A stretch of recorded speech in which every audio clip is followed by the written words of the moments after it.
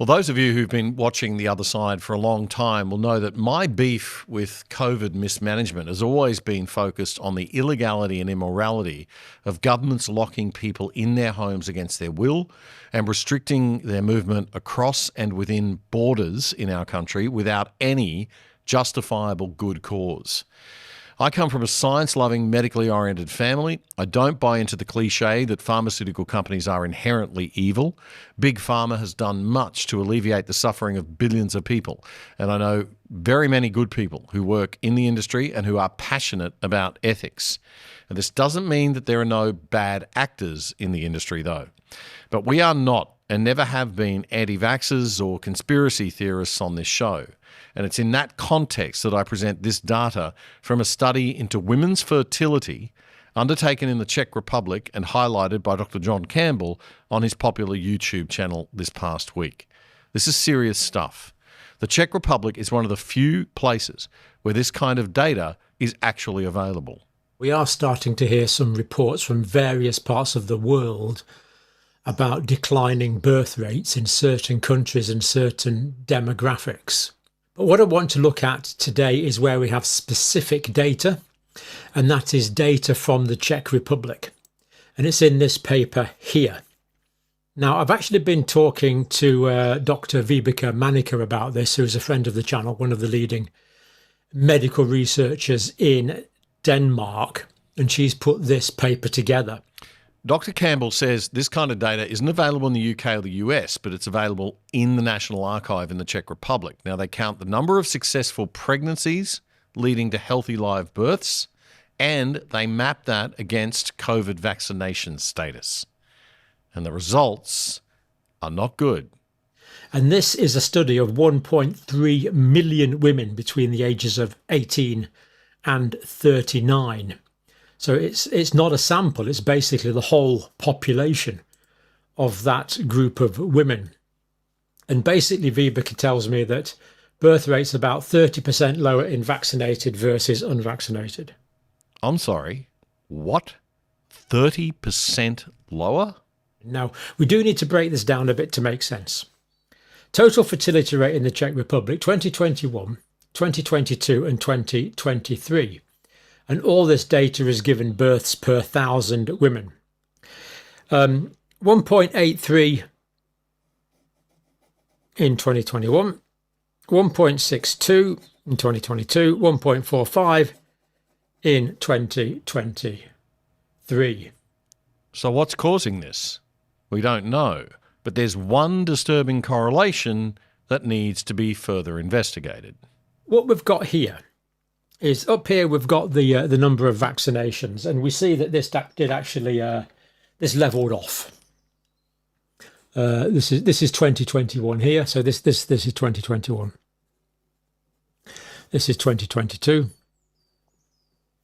So we see it leveled off in 2023. This is the important point here. The red line is all births.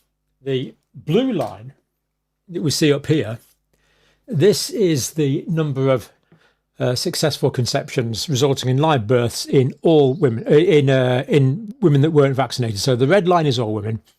The blue line is women that were not vaccinated, whereas the green line, way below, is women that were vaccinated. So we can see a huge difference. Nursing educator and PhD Dr. John Campbell there. You can check out that video on his YouTube channel in full, but I just wanted to draw your attention to it on the show today. Australian centre-right think tank, the Menzies Research Centre, reported back in 2023 that we didn't get the leadership we should have during the COVID pandemic. Instead of leaders of unimpeachable quality, we had Dan Andrews and Anastasia Palaszczuk and Mark McGowan, people who put politics before public good, in my humble opinion. In the UK, they had Health Secretary Matt Hancock, who in a series of WhatsApp messages between him and a journalist, it was revealed in 2023, was advised as early as February 2020 that the mortality rate of COVID was too low to justify taking shortcuts in vaccine safety trials.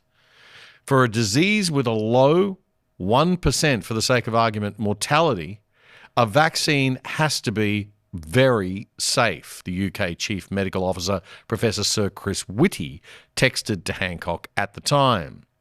Just a few months later, in June 2020, Hancock got the encouraging results of a study that reported a dramatic fall in the virus reproduction rate. But the media were reporting on another controversial Cambridge University study, which claimed that transmission rates were high in some parts of the UK. The Menzies Research Centre writes that in an exchange of messages with the government's chief scientific advisor, Hancock cites the positive study, but continues, just done a presser where the media interest is only in the gloomy Cambridge study. But if we want people to behave themselves, maybe that's no bad thing. The advisor replies, agree, suck up their miserable interpretation and over-deliver. The authors note that Victorians could have hoped for a leader with greater substance than Andrews, someone more able to distinguish between policies that serve the interests of Victorians from those that serve to bolster brand Dan.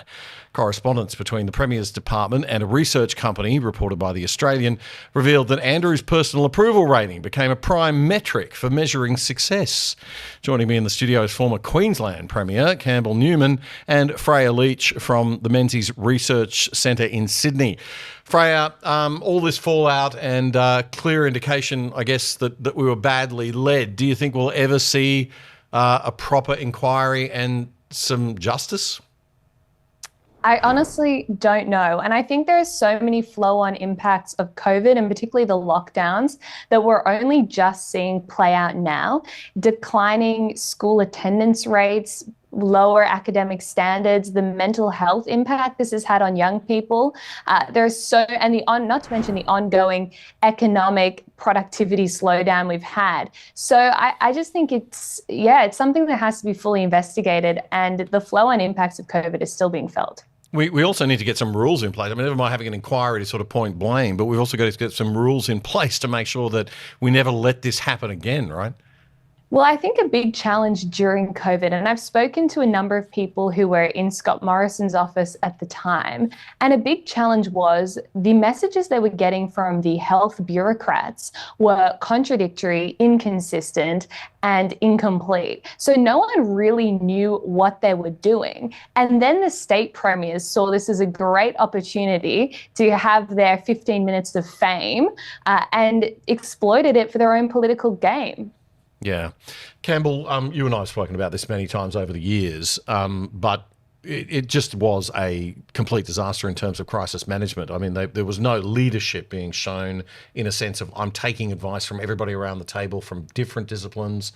It was just I'm handing over and surrendering and abdicating power to the chief health officers. They completely lost their minds. I'm talking about the political leaders, and abrogated their responsibilities. You know, you have to, in high political office, take advice from a variety of people, and then you've got to make your own call.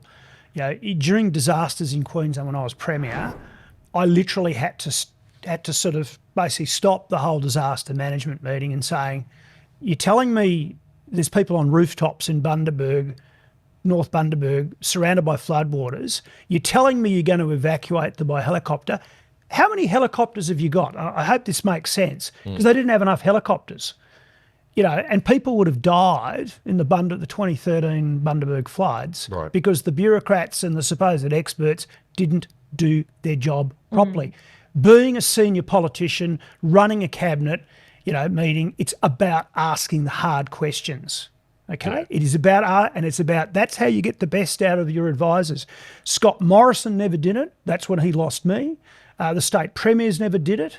Perhaps they really enjoyed it. I think, as Freya was alluding to it, but also, then the state oppositions, they just fold up like wet paper bags. So I am scarred by that time. Are you concerned now, 5 years on, that we haven't got anything? No, we haven't got anything. And there's been a conspiracy. There's been a conspiracy across the political spectrum to just nothing to see here. Let's move on. There's been a conspiracy amongst the Fourth Estate. Not a deliberate conspiracy, but it's a conspiracy of silence. It's like they're all embarrassed that they so comprehensively let us down. They don't want to go there because the media are culpable, just as much as the bureaucracy are in the states and in the federal parliament, federal government, and the political leadership everywhere. Yeah. It's just they don't want to do this. I think it seemed that younger Australians sort of seem to want to kind of support lockdowns a bit. I mean, are you finding younger, particularly women, are concerned about things like this potential fertility risk link to the vaccine, things like that? Are people talking about this stuff at all in your age group and demographics? Not really. I think there is a general desire to kind of, as Campbell said, just move on. I was in year 12 in 2020 during the first set of lockdowns, and it was massively disruptive. But there is this innate human desire for security, even if that overrides your freedom. And so I think just the nature of the uncertainty and the genuine fear that gripped a lot of people, especially in that first year of the pandemic, whether that was whipped up by the media or totally justified, I don't know. Well, I think we know a lot of it wasn't justified. But yeah, I think most people just kind of want to move on. Yeah. Okay. Well, we can't move on because we're going to make sure it doesn't happen again, I guess. We'll be back in just a moment on the other side. The other side doesn't get more than $1 billion of taxpayers' money to bring you news from a centre-right perspective like the ABC does to bring you news from a left-wing perspective. In fact, we don't get a red cent from the government. We need voluntary donors and supporters like you to keep going and growing. And we hate asking for charity, so we've done a deal with what we think is the world's best VPN, virtual private network service. It'll keep you and your family truly safe without slowing down your internet speeds, and you can watch Netflix or other streaming services using your regular accounts with them as if you're viewing from any country in the world. And you can sign up for less than $3 a month and get a whopping 83% off the normal price. Just go to piavpn.com/otherside to sign up and get more info. That's piavpn.com/otherside. That was a segment from a recent episode of our fortnightly news commentary show, The Other Side, with me, Damien Curry. If you liked it, support us. Subscribe to our channel on YouTube right now so you don't miss a thing. It's totally free. Just click that subscribe button and the little bell. And check out our Other Side Unplugged show too, and join our mission to actually do something and change Aussie media for the better at othersidetv.com.au. That's othersidetv.com.au. Check it out now.